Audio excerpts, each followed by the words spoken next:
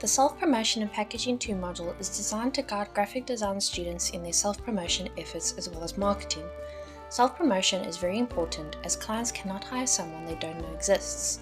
Self-promotion campaigns, resumes, content for social media, and physical collateral all help communicate the skills and abilities of a designer to better help get clients. In my 1000-word essay, I planned out my self-promotion campaign and how to carry it out. I did research into what is needed for a self-promotion plan and listened to advice from experienced freelancers online. My essay included my underlying goal for my self-promotion campaign, a persona for my ideal client, the types of businesses I would like to work with remotely, the main message of my campaign, personalized channels to reach my target audience, and a digital marketing plan that I made in InDesign, which stated the budget and schedule for all the channels for my self-promotion plan for a year. This whole process was important and interesting to see how to practically enter the design field and how much costs the process requires. I had to design a resume that also functions as a poster in the form of a brochure.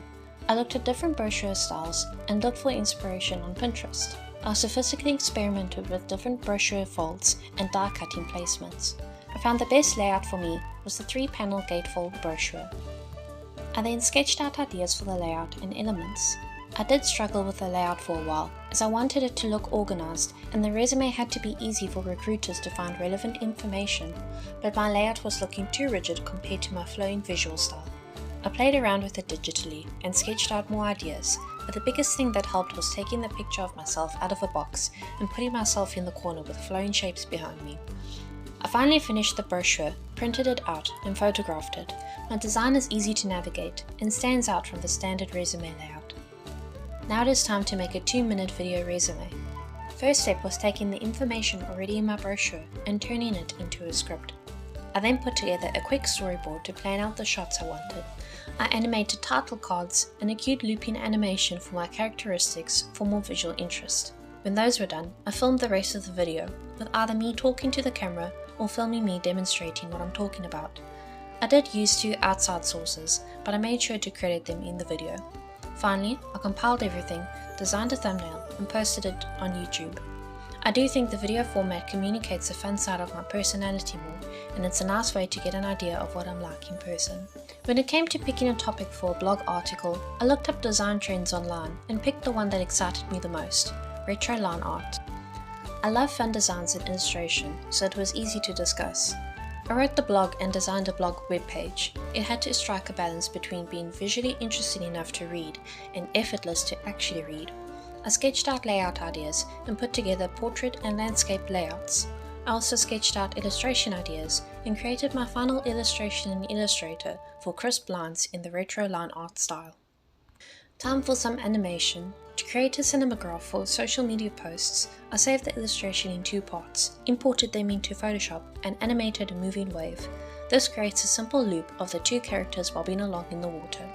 When this was finished, I created a social media post mockup with a cinematograph to promote the blog. It's interesting how a simple animation can add so much more visual interest to an illustration. The last part of the blog exercises was to create a leaflet using a technique from Pete Jackson's book Folding Techniques for Designers, From Sheet to Form.